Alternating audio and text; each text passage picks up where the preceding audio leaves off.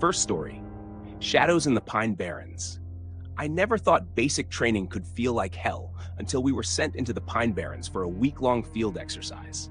The place stretched for miles, dense, dark pines swallowing the horizon, the air damp and heavy with the scent of wet earth. Our drill sergeant, Staff Sergeant Miller, told us this was meant to simulate real combat readiness. But deep down, I knew something about this place wasn't part of the training manual. It started on the first night. We were camped near a shallow creek, the water black under the pale light of the moon. I shared my foxhole with Private Danny Fletcher, a kid from Ohio with quick hands and a nervous laugh. Around midnight, I woke to the sound of something walking just beyond the tree line. Heavy steps. Slow. Deliberate. I thought maybe it was Miller trying to catch us sleeping on watch, so I whispered to Danny. He didn't answer. When I turned to check on him, he was sitting upright, eyes wide, his rifle clutched to his chest. "Do you hear that?" he mouthed, barely a sound escaping his lips. We stayed frozen, listening. The steps stopped. Then came a sound I will never forget, a low, wet breathing. Not human, not any animal I'd ever heard. I raised my rifle, scanning the dark, but there was nothing, just trees shifting in the windless night. When morning came, Danny swore he saw a shadow move between the trunks, taller than any man, hunched like it had to bend to keep from scraping the branches above. The second night was worse. We had to navigate 2 miles through the forest in complete darkness, guided only by compass and red flashlights. Private Lopez, a big guy from Texas who never shut up, suddenly went quiet halfway through the march. I glanced back to see him standing still, staring into the trees. "Lopez, move it!" I hissed. He didn't respond. Then, just like that, he stepped off the trail and disappeared into the black. Miller ordered us to fan out, but no one wanted to go far. We called his name until our voices were raw. No answer, not even an echo. When we made camp again, our squad was down by 1. Miller said he must have gotten lost, but I saw the fear in his eyes. That night, I woke to the sound of crying. It was faint, like it came from deep underground, but it was Lopez's voice. Danny heard it too. We followed the sound to a cluster of dead pines where the ground felt soft, almost hollow. The crying stopped the moment we stepped into the circle of trees. Then came that same wet breathing, closer than before, as if something huge was just behind us. We bolted back to camp, but Miller was gone. His sleeping bag lay open, the fabric shredded, and his boots were still there. Danny whispered that we had to leave, that training didn't matter anymore. I wanted to believe we could just walk out, but the Pine Barrens didn't work that way. We tried anyway, heading north using my compass. After hours, we stumbled into our own camp again. Same creek, same foxholes, like the forest had swallowed us and spit us back out. By the 5th night, there were only 3 of us left, me, Danny, and a quiet guy named Harper. We took turns on watch, but sometime after midnight, Harper started mumbling in his sleep. The words didn't sound like English. His voice grew louder, harsher, until his jaw unhinged wider than it should have, and something black and writhing spilled from his mouth. Danny screamed, and Harper's eyes shot open, completely white. He lunged at Danny, but I fired. The shot echoed through the trees, but Harper didn't bleed. He just collapsed, his skin crumbling like dry bark. Danny wanted to run, but I told him to stay close. We'd wait until dawn and try again. Except dawn never came. The darkness stayed, thick and suffocating, and the forest sounds, birds, insects, wind, were gone. That's when I realized the Pine Barrens weren't just woods. They were alive, and they didn't want us to leave. Danny vanished sometime during my watch. 1 second he was there, the next he was gone, his rifle lying in the dirt. I called for him until my throat bled, but only that breathing answered me. Louder now, closer. I don't know how long I've been here anymore. My watch stopped days ago. The food ran out. My compass spins in circles. Every time I try to move, I end up back at the creek. I think the forest is playing with me, testing me. Last night I heard Danny again. He was calling my name from the trees, his voice soft, pleading. I wanted to run to him, but my legs wouldn't move. Something in the shadows was watching me, tall, bent, its eyes like wet coals. If anyone finds this journal, don't come looking for me. Don't come into the Pine Barrens at all. The thing here, it doesn't let you leave. And if it does, you're not you anymore. Second story, the silence between the trees.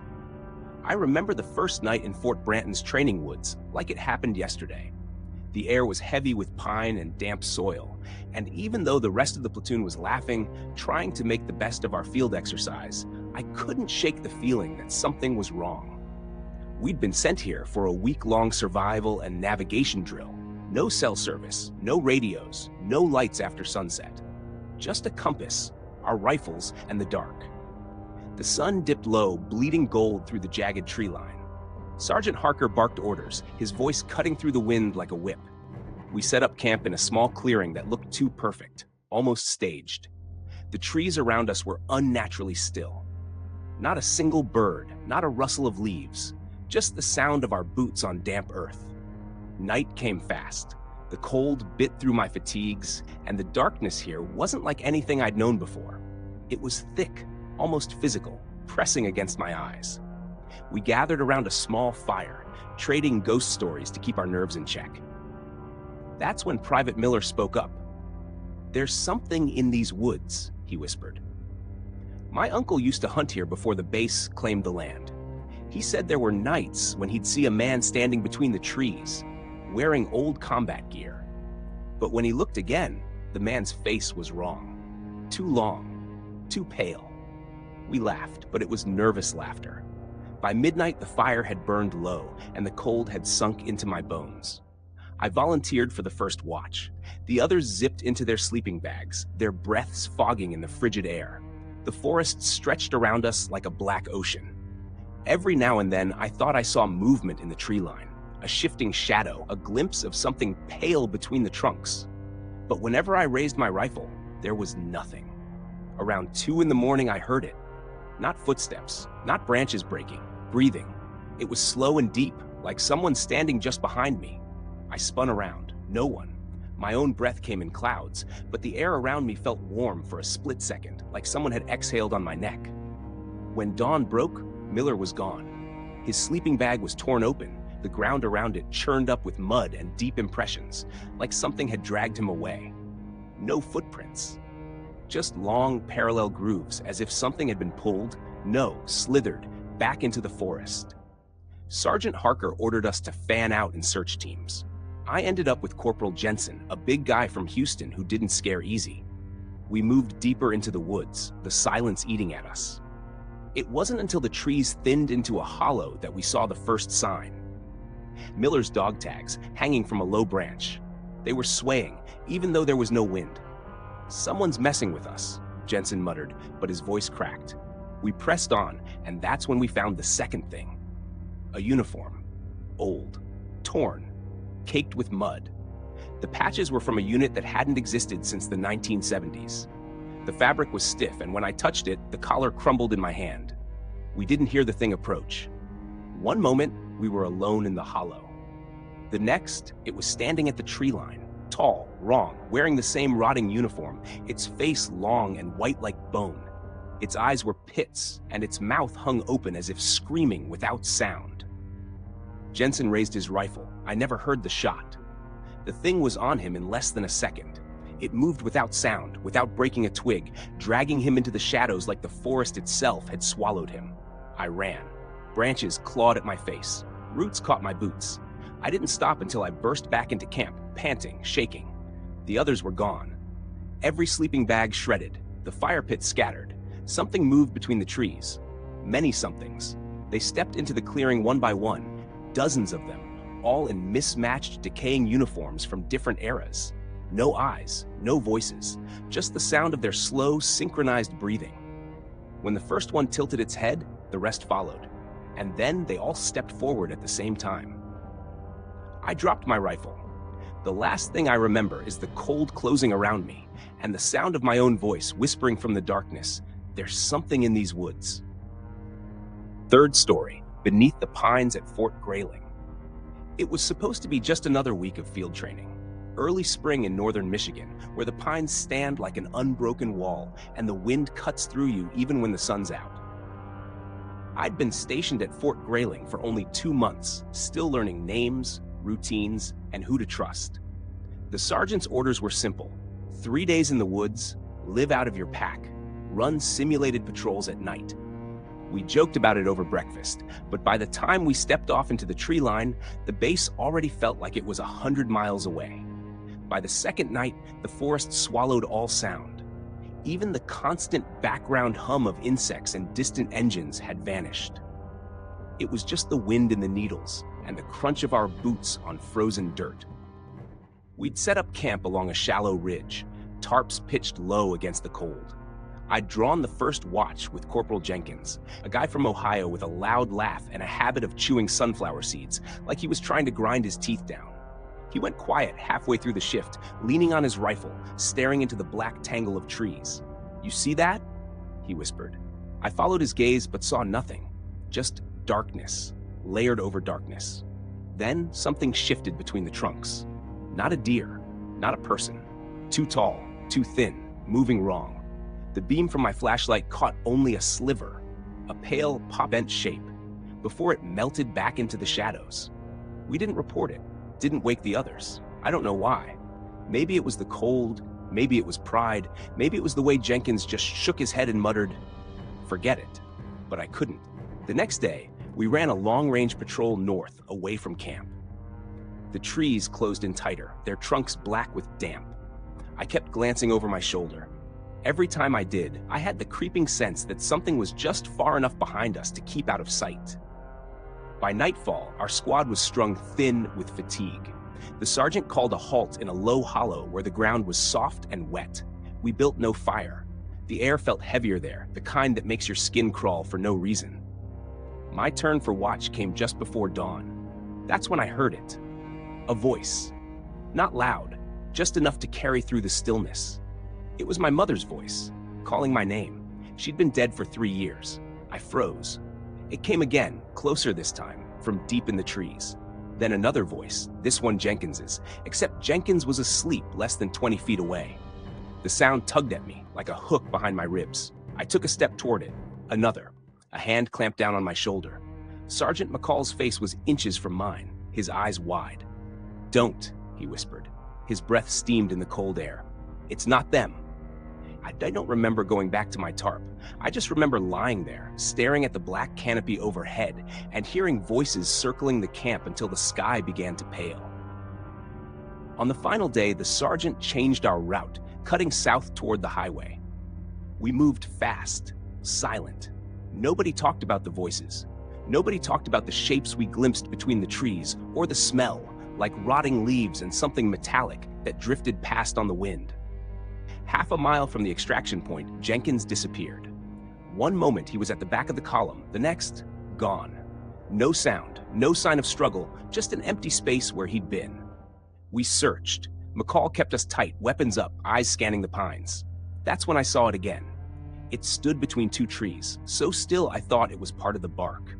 Then it tilted its head. Its face was wrong, too smooth, no mouth, no eyes, but somehow it was smiling. The thing raised one long arm and crooked a finger at me. From somewhere far off, Jenkins's voice called my name. I didn't follow. We didn't find him. When we finally reached the base, they wrote it up as an accident, lost in the terrain, exposure. Officially, Jenkins never made it back because he wandered. But I know better. Sometimes, when the wind hits just right, I still hear him, calling from somewhere in the pines, asking me to come closer. And I know, if I do, I'll never come back. Fourth story, Through the Fog of Black Hollow. I never liked the way the fog rolled in over Black Hollow. It wasn't like the light, misty kind you'd see in the early morning. This fog came heavy, thick, clinging to your skin like damp cloth. I'd been stationed at Fort Grayling, Texas, for 6 months, and that damn hollow sat right on the edge of our training zone. Every time we were sent out there for night exercises, something in my gut twisted. That night, our squad was ordered into the hollow for a navigation drill. No lights, just compasses, maps, and the dim glow of the moon somewhere above that smothering fog. Sergeant Miller said it would build mental toughness. To me, it felt like we were walking into a grave. The air was colder than it should have been, and the deeper we went, the quieter it got.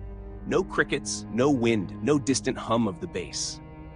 Just the sound of our boots in the wet grass and the slow breathing of the men around me. We split into two fire teams. I was with Carter, Hensley, and Alvarez. We were to head east toward an old stone marker, then circle back. About 20 minutes in, Carter froze.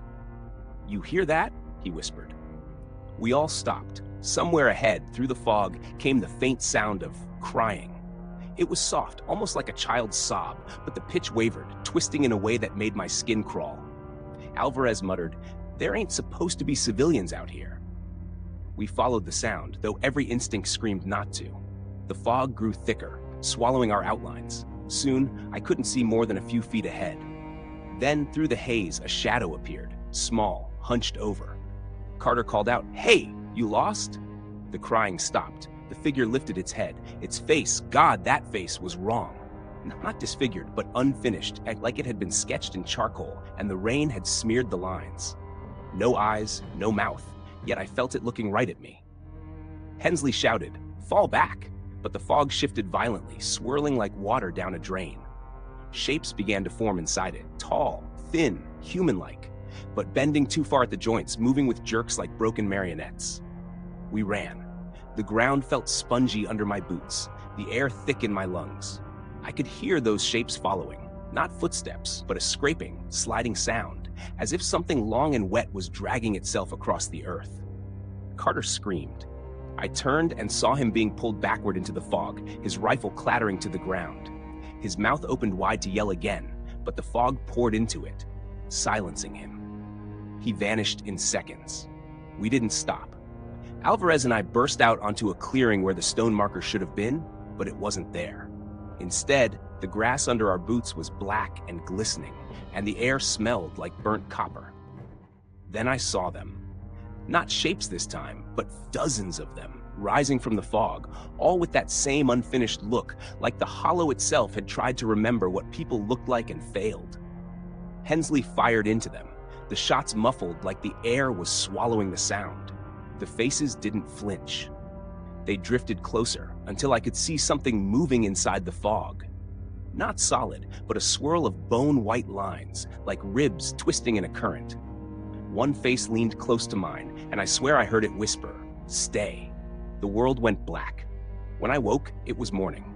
I was lying in the grass just outside Black Hollow, my gear gone, my boots soaked. The fog was gone too, but so were Carter, Hensley, and Alvarez. Command said we must have gotten separated in the dark, that the others were still missing. That was 3 weeks ago. I've been transferred to another unit, but I can't sleep. Last night, when I closed my eyes, I felt the damp air against my skin again, and heard that same soft crying coming from somewhere in the fog. Fifth story, the Silence Beyond Camp Redwater. I arrived at Camp Redwater in late October, just as the autumn air in northern Texas was starting to bite. The base wasn't much to look at, just a cluster of weather-beaten barracks, a mess hall with a roof that creaked under the wind, and endless pine woods surrounding us like a wall. We were there for a week-long field exercise, the kind meant to test your endurance and remind you that the Army's comfort ends the moment you step off the bus. From the first night, something about Redwater felt wrong. Not just the chill or the stillness in the woods. It was the way the silence seemed too deep, too thick, like the forest was holding its breath. Even the crickets were quiet. That first night, as we unpacked our gear, Corporal Mason leaned over to me and muttered, "They don't talk about it, but this place has a story. Keep your eyes open after midnight."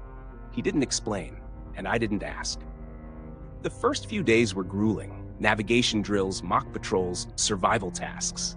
We moved through the woods in small squads, and I swear, no matter which direction we went, we kept ending up near this old, burned-out guard post in the trees. It was nothing but charred timbers and rusted fencing, but the air around it felt heavy, like you'd stepped underwater. One afternoon, Private Diaz swore he saw movement in the doorway, just a flicker, a pale shape vanishing inside. We laughed it off, but the way he wouldn't meet our eyes afterward made me uneasy. On the fourth night, the weather turned. The wind tore through camp, rattling tents and carrying a strange, low hum that no one could place. I woke around 2 a.m. to hear boots crunching in the leaves outside my tent. I thought it was one of the guys heading to the latrine, but when I peeked out, I saw three figures standing at the edge of the tree line. They were too tall, wrong somehow, their head tilted like they were listening for something. The moment I blinked, they were gone. The next day, during a recon exercise, Mason and I got separated from our squad. The compass needle spun wildly, and our radios only hissed. We stumbled onto that same burned-out post again, though I could have sworn we were miles away from it. This time, the doorway wasn't empty. Inside, in the shadows, stood a man in an old, tattered army uniform, his skin the color of ash, eyes clouded like milk. He raised a hand, not in greeting, but in warning, and then the floor of the ruin seemed to move. Pale arms, dozens of them, pushed up through the dirt, clawing at the air. Mason screamed, firing wildly, but the sound of the gunshots seemed swallowed by the air itself. I ran. I don't know how far. My legs burned. My lungs felt like they would split open, but I didn't stop until I saw the glow of our campfires. Mason never came out of those woods. The MPs searched for days, finding nothing but his shredded rucksack hanging from a low branch. On the final night before we shipped out, I couldn't sleep. The wind had died, and the silence was back, thicker than before. As I lay there, staring at the roof of the tent, I heard footsteps again. Slow, deliberate, coming from the tree line. I thought about Mason. I thought about the pale arms in the dirt, and then, from the darkness, a voice whispered my name. When we boarded the buses the next morning, I took one last look at the pines. At first, it was just trees. But then, I saw them. Three tall figures, watching from the shadows, their heads tilted in that same unnatural way. One of them raised a hand, just like the man in the ruin. And I swear, I could feel fingers closing around my ankle.